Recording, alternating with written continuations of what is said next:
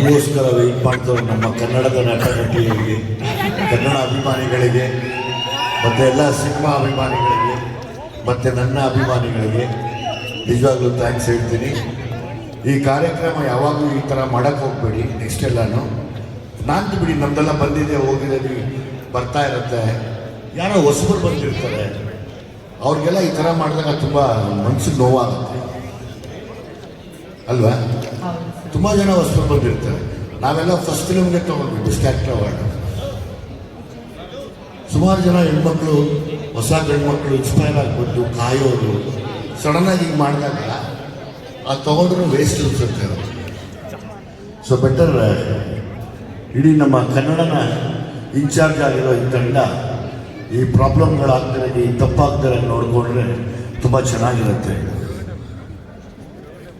ಎಲ್ಲರೂ ದಯವಿಟ್ಟು ಕೂತ್ಕೊಳ್ಬೇಕು ಅಂತ ಕೇಳ್ಕೊಳ್ತೀವಿ. ಎಲ್ಲರೂ ಪ್ಲೀಸ್. ಪ್ರತಿ ಸರಿನೂ ಹೀಗೆ ಕನ್ನಡನ ತುಂಬ ಎಂಡಿಗೆ ಮಾಡ್ತೀರ, ಅದೊಂದು ಬೇಜಾರಿರುತ್ತೆ ಒಂದು ಮನಸ್ಸಲ್ಲಿ. ಕನ್ನಡ ಅಷ್ಟೊಂದು ಕೆಳಗೆ ಮಟ್ಟಕ್ಕೆ ಇಳಿದಿಲ್ಲ. ಕನ್ನಡನ ತುಂಬ ದೊಡ್ಡ ಸ್ಥಾನದಲ್ಲಿದೆ.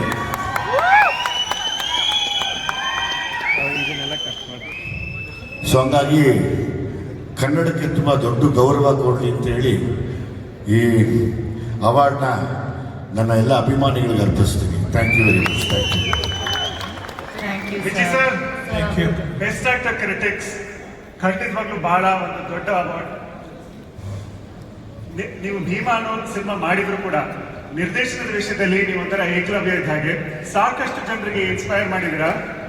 5-10 ವರ್ಷ ಇಂಡಸ್ಟ್ರಿನಲ್ಲಿ ಉಳಿಯೋದೇ ಬಹಳ ಕಷ್ಟದ ಕೆಲಸ. ಅಂಥದ್ರಲ್ಲಿ ನೀವು 25 ವರ್ಷ ಮಿಕ್ಸ್ತಾ ಇದ್ದೀರಾ.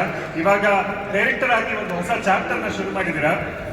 ನಿಮ್ಮ ಜೀವನ ಇವಾಗ ಮೆಲುಕು ಹಾಕಿದ್ರೆ ಏನ್ ನೆನಪಾಗುತ್ತೆ ಸರ್? ಏನ್ ಮನ್ಸಿಗೆ ಬರುತ್ತೆ? ನಾವು ಡೈರೆಕ್ಟ್ ಆಗೋಕ್ಕಿಂತ ಮುಂಚೆ ಆಕ್ಟಿಂಗ್ ಮಾಡಬೇಕಾದ್ರೆ ಬರೀ ಆಕ್ಟಿಂಗ್ ಮಾಡಿದ್ವಿ. ಆಮೇಲೆ ಉಪ್ಪಿ ಸಾರ್ನ ಕಾಪಿ ಮಾಡಿಬಿಟ್ವಿ ಅಷ್ಟೇ.